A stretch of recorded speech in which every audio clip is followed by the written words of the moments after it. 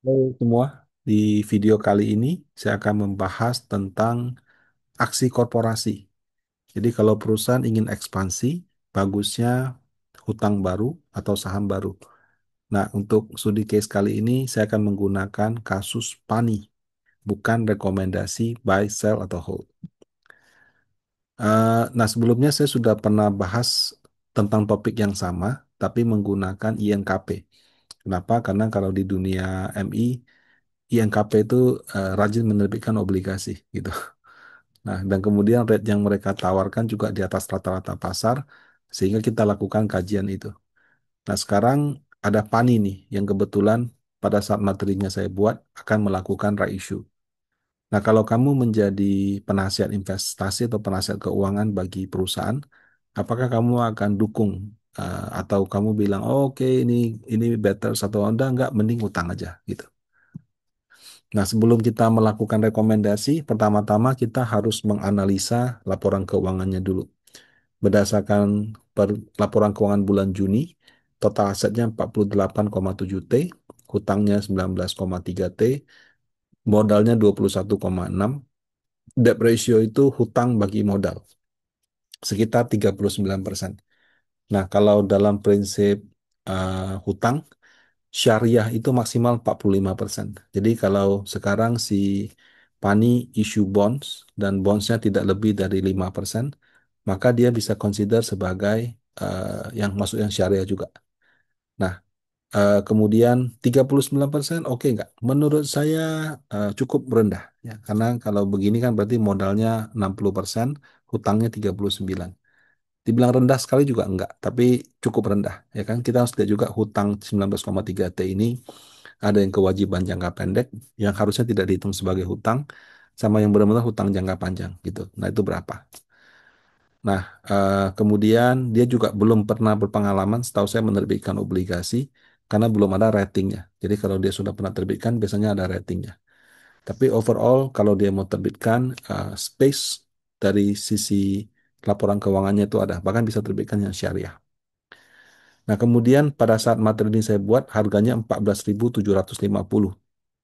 Kalau saya lihat ke RTI, itu setara dengan PE ratio 436 kali dan PBV ratio 11,5 kali. Nah, em, kalau ngikutin saya punya post sebelumnya ya, kalau saya seorang penasihat keuangan, kemudian valuasi perusahaan sekarang PE 436 atau PBV 11,5, nggak usah pakai mikir, nggak usah pakai analisa. Langsung tebitin saham aja. Kenapa? Karena kalau PI 436 kali itu analoginya begini. Kamu misalnya punya usaha, usahanya menghasilkan net profit atau laba bersih 1M setahun. Ada investor datang, Rudi, saya mau akuisisi company kamu. Oke, boleh berapa? 436M. Jadi saya kalau kerja sendiri, labanya saya kembalikan 100% ke pemilik, itu saya butuh 436 tahun. Oke, katakanlah ada potensi yang saya nggak sadarin gitu, yang ternyata kalau dikerjakan bisa naik 10 kali lipat. Mungkin nggak? Sangat mungkin. And then karena itu eh, kalau dikelola dengan baik, misalnya dia meyakini dia punya laba akan naik 10 kali lipat jadi 10M. Fine, ya. Tapi kalau ditawar 436M kan artinya saya 1 tahun hasilkan 10M, saya mesti kerja 43 tahun baru dapat 436. Ini orang datang langsung beli dengan harga 436 gitu. Nah, jadi apakah harus mikir? Menurut saya sudah nggak perlu. Nah, itu dari sisi P/E ratio. PBV 11,5. Nah, kalau di properti kan orang bilang PBV-nya lebih lebih ditekankan gitu ya. PBV itu kayak NJOP ya. Lebih tepatnya bukan NJOP sih. Kamu punya book value, kamu belinya itu berapa? Misalnya kamu beli 1M. Ada yang datang nawarin 11,5M. Jual nggak? Kalau saya sih saya jual ya. Artinya kan dihargain 10 kali lipat, 11 kali lipat gitu. Tunggu apa lagi gitu. Malah saya akan tanya balik, are you okay? Sudah makan obat? Matanya nggak siwer, kepalanya nggak pusing, dokumennya udah dibaca yang benar? Udah, oke, fine. Kita sign aja. Kenapa? Karena valuasinya sangat menarik untuk kita jual, ibaratnya kita terbitkan saham baru, seperti itu. Nah, mungkin ada yang challenge, oh ini NJOP ini nggak bisa begitu Pak, soalnya NJOP-nya itu harga perolehan, sekarang harganya sudah berapa? Fine, nggak apa-apa. Let's say kamu punya NJOP itu adalah 3 kali lipat dari sekarang. Berarti kan kalau kamu 1 M jadi 3 M, orang beli 11 M itu 4 kali book value, sekitar 4. PCA juga sekitar 4 kali book value. Sekarang mungkin lebih rendah karena sudah turun banyak. Jadi eh, secara valuasi ya sekali lagi kalau dari sudut pandang penasehat, saya akan bilang ini a really good price gitu. Dan kalau dalam aksi korporasi, everything is for sale. Kalau harganya cocok. Kalau harga nggak cocok ya sorry. Nah, tapi kalau dalam konteks pasar modal ya, yang namanya kita right issue itu nggak kayak jual putus. Itu kan hanya dijual sebagian sahamnya kepada pemegang saham baru. eh, Masih ada investor lama nih. Jadi nggak bisa kayak saya jual putus sudah selesai gitu. Nah, untuk itu apa saja yang harus kita perhatikan? Pertama-tama kita harus paham bahwa untuk penambahan modal dalam bentuk saham itu ada dua bentuk, right issue atau private placement. Secara konsep, right issue itu kasih kesempatan ke pemegang saham lama untuk partisipasi dulu. Kalau private placement nggak, dia langsung bypass. Jadi langsung ada investor baru. Nah, di September 2025, PANI itu dimiliki 52.300 orang investor. Angkanya bisa cek di sini. Dengan komposisi 89% di pengendali PT Multi Arta Pratama, sama 10% ini masyarakat. Nah, kalau misalkan kamu tambah modal, dan saya baca keterbukaan informasinya PANI, dia berencana menerbitkan 1,2 miliar lembar saham baru. Nah, sehingga lembar saham baru ini, mohon maaf nih, mata saya siwet nih, angkanya bukan 1616. Harusnya angkanya itu 16,9 ditambah 1,2 menjadi 8, sekitar 18 miliar lebih lembar sahamnya. Nah, jadi sekali lagi, mohon maaf saya salah untuk yang angka ini.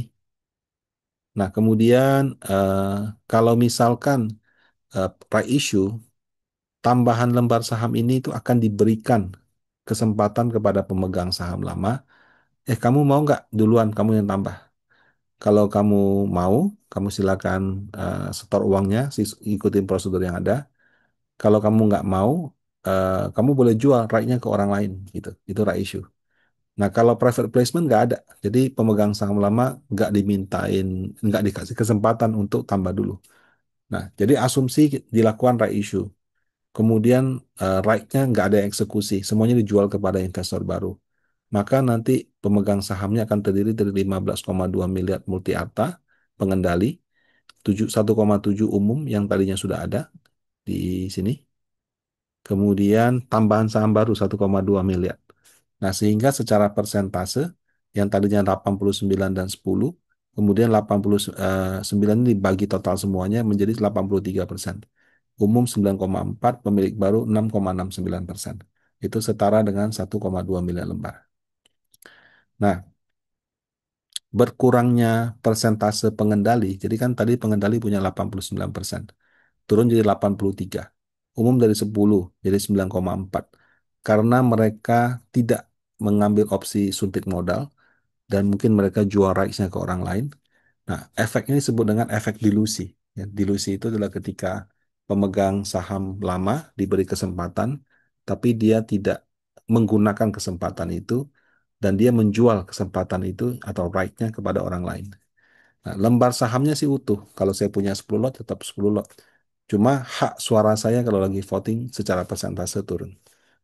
Nah, hak itu bisa dijual kepada orang lain. Right itu bisa dijual. Dan right itu ada masa expirednya. Jadi kalau misalkan kamu sudah jual ke orang lain beli tapi dia nggak eksekusi, ya udah dia angus. Kalau kamu beli, kamu mau eksekusi, ya kamu bisa eksekusi tebus lebih cepat seperti itu. Nah, kalau private placement itu nggak ada rights-nya. Jadi tahu-tahu sudah masuk investor baru aja. Nah, investor baru ini bisa investor lama yang dikasih kesempatan untuk menambah dana, bisa juga totally new gitu. Nah, dan itu pasti akan terjadi dilusi kepemilikan. Serta pemegang saham lama itu nggak dapat uang sama sekali. Maksudnya dapat uang itu kalau di apa namanya di right kan saya investor lama, saya dapat right-nya saya jual, saya dapat duit. Kalau di private placement nggak ada. Tahu-tahu sudah ada yang punya sahamnya aja. Nah, eh, karena seperti itu, private placement aturan dari OJK-nya lebih ketat. Jadi kamu misalnya sebagai company, kamu mau bikin private placement, sama kamu mau bikin right issue, private placement aturannya lebih ketat. Jadi ada kondisi-kondisi yang menyatakan kamu kalau seperti ini kamu tidak boleh private placement. Kalau right issue lebih bebas. Ya. Nah, dalam RUPS Oktober itu telah disahkan atau mendapat persetujuan yang dipilih itu adalah right issue. Artinya investor lama dapat right, dia bisa pilih untuk aktifkan dengan cara store modal, dia tebus dan dapat saham baru. Dia bisa jual ke orang lain right-nya atau he do nothing, he or she do nothing. Jadi dapat right-nya sampai jatuh tempo nggak diapa-apakan. Itu angus, sayang aja sih duitnya. Mending dijual ke orang lain kalau ada yang mau beli, begitu. Atau mungkin dia sudah coba jual tapi nggak laku, bisa juga. Nah kalau kayak gitu gimana Pak? Berarti target menerbitkan 1,2 miliar lembar sahamnya itu bisa tidak tercapai. Nah, kalau right issue tantangannya apa? Satu, ya, manajemen mesti jelaskan ke publik sama ke investor bahwa saya right issue ini mau pakai untuk apa. Kan dia tulis dia mau beli saham CBDK, CBDK sama beberapa perusahaan lainnya gitu.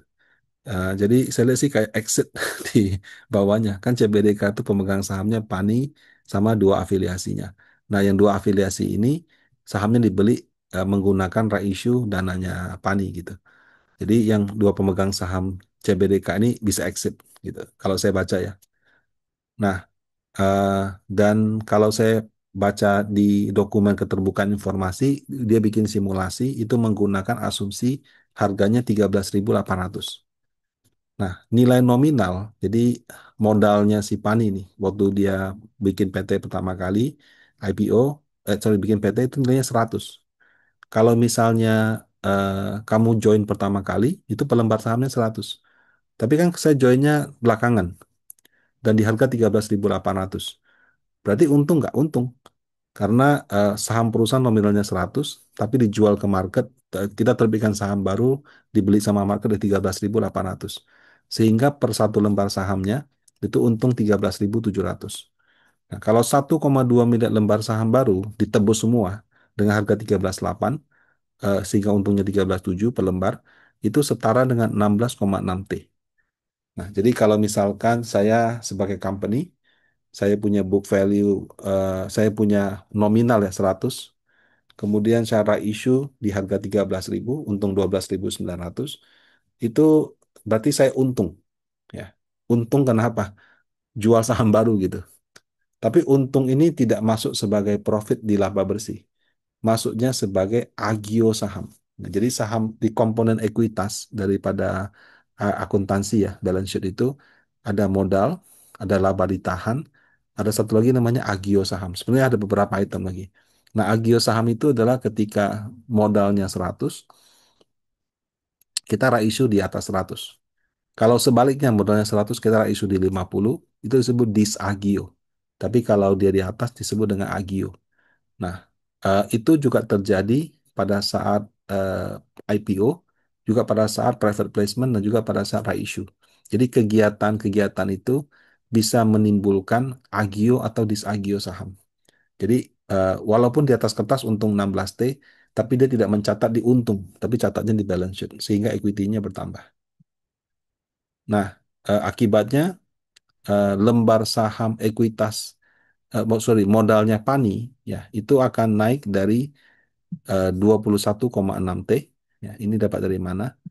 Dapat dari sini, 21,6 T, ya, modalnya. Bertambah keuntungannya.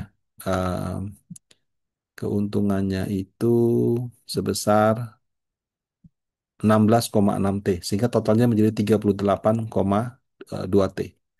Nah, 38,2 T dibagi dengan lembar saham yang baru. Ini sekali lagi tadi, mohon maaf sekali, saya salah ngitung lembar sahamnya. Kalau saya hitung ulang, PANI itu lembar sahamnya itu adalah 16,9 miliar ya ditambah 1,2. Jadi kalau 16,9 miliar ditambah 1,2 itu 18,1. Nah, kalau misalnya 38,28 T dibagi 18,1, ya dia punya PBV itu, dia punya book value baru harusnya sekitar 2.100. Nah, itu dari 1.200 menjadi 2.100 itu akan menurunkan PBV dari kira-kira 11,5 jadi 6,69. Ini mohon maaf ya, ini angkanya salah. Harusnya ini di 2.100 karena saya jumlah lembar sahamnya saya salah salah tulis.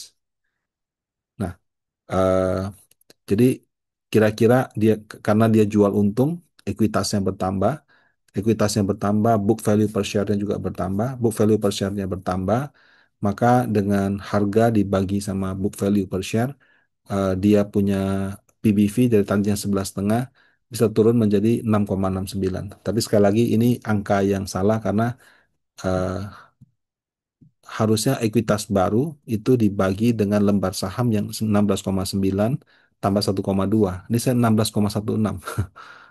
Jadi mohon maaf saya salah ketik angka di sini. Seperti itu. Nah, tapi apakah ekuitas PANI akan bertambah 16 T menjadi 38 T? Ternyata enggak, Bapak Ibu. Nah, jadi kalau saya baca di dokumen keterbukaan informasi, di sini 16,9 T ini adalah untung daripada dia terbitkan saham baru. Kenapa 16,9, Pak? Karena kan tadi 16,6 gitu. 16,6. Rupanya sebelum dia lakukan right issue ini, dia sudah sempat private placement di bulan September. Jadi dia private placement dulu, kemudian dia lakukan right issue. Nah, 300 miliar itu dari selisihnya itu. Nah, kemudian atas dana private placement dan right issue, eh, sehingga modalnya, dia secara modal dia untung 16,9 T ini, dia membeli saham CBDK dari afiliasinya. Kemarin saya sudah baca, kayaknya sudah angkanya berapa gitu. Nah, dia belinya jauh di atas harga bukunya. Jadi harga bukunya berapa, dia beli dengan harga seperti itu, sehingga tertulis dia tuh rugi 12,4 T. Ya, jadi dia untung 16,9 T dari right issue saham baru dengan harga sangat premium. Tapi harga sangat dia juga membeli anak perusahaannya dengan harga sangat premium juga dan menyebabkan kerugian 12,4 T. Nah, kalau misalkan sudah konsolidasi tersebut secara akuntansi ya, itu ada kayak kepentingan non pengendali. Ini ada adjustment seperti itu. Nanti bisa di Google ini maksudnya apa. Sehingga walaupun dia untung 16,9 T daripada right issue dan private placement, tapi net ke tabungan ke ini cuma 900 miliar gitu. Ya. Kalau misalkan dia terbitkan right issue di harga yang ini, premium ini, kemudian uangnya dia pakai bukan untuk beli anak perusahaannya, tapi dia beli atau ekspansi lah seperti itu. Maka yang kejadian tadi ini, jadi tidak ada yang minus 12 T ini. Ekuitasnya akan bertambah signifikan. Tapi karena dia membeli anak perusahaan dia sendiri dengan harga yang sangat premium, maka dilakukan selisih. Ya. Nah, makin tinggi harga right issue PANI, makin rendah harga dia beli company-nya, maka efek tambahan ke ekuitas akan semakin besar. Kira-kira secara akuntansi seperti itu.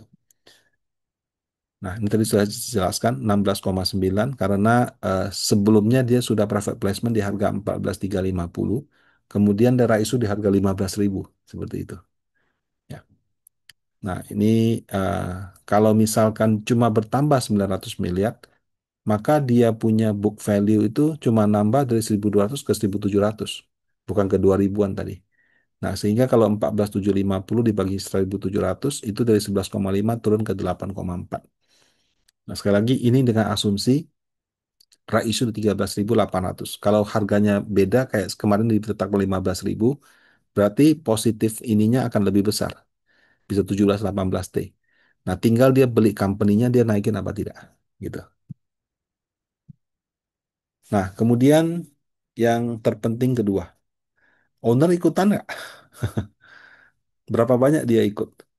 Harga tebusnya berapa gitu? Harga tebusnya sudah fix 15.000. Kalau kemarin saya baca masih 13.800. 13.800 kali 1,2 T ini 16 T. Kalau 15.000 berarti 10% ya hampir 18 T. Kalau si owner ikut, dia karena nggak mau dilusi ya, dia ikut semua 89%. Berarti dia harus keluar uang 15 T loh.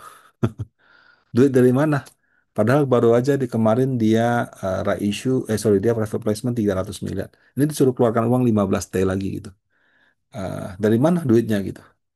Eh, jadi ini angka yang sangat besar sekali.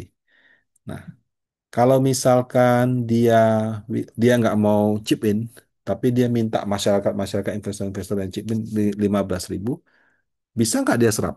Karena 15 T ini kalau IPO ini big numbers gitu. Belum tentu bisa. Nah, kalau misalkan diserap sepenuhnya oleh investor luar, maka dia punya free float akan nambah dari 10 jadi 16%. Which is ini adalah dalam konteks MSCI sama indeks itu bagus. Kenapa? Karena itu berarti dia punya free float akan tambah besar dan bobot dia dalam indeks juga akan tambah besar gitu. Kalau dan chance dia untuk masuk ke dalam indeks-indeks yang besar juga lebih baik. Nah, jadi kalau misalkan ada tambahan free float ya seperti ini, menurut saya itu eh, berita bagus bagi perusahaan karena sangat mungkin menambah dia punya chance masuk ke dalam indeks-indeks yang ada. Nah, eh, kalau ownernya tidak ikut atau ikut sebagian aja, sehingga 15 T ini harus diserap oleh orang lain. Mau nggak publik gitu? Nah, supaya program ini berhasil, dia harus membuat right issue ini menarik. Yang sibuk siapa? Underwriter-nya. Mungkin influencer-influencer sahamnya juga. Oh, ini prospeknya begini supaya Bapak Ibu juga ikut partisipasi. Nah, upaya aktif itu kan mungkin eh, butuh uang juga ya. Karena kalau kamu mau buat issue 15.000 menarik, berarti harganya lebih tinggi dari 15.000, 18.000 misalnya, 19.000 misalnya. Kalau misalnya issue-nya 15.000, harga marketnya 12.000, mending saya beli di market. Ngapain saya beli saham baru dengan 15.000? Nah, angkat angkat harganya dari harga sekarang ke jadi 17-18 ribu kan mungkin juga butuh modal gitu. Jadi kadang orang bilang terbitkan saham lebih murah daripada obligasi. Ya, kalau semuanya publik gitu.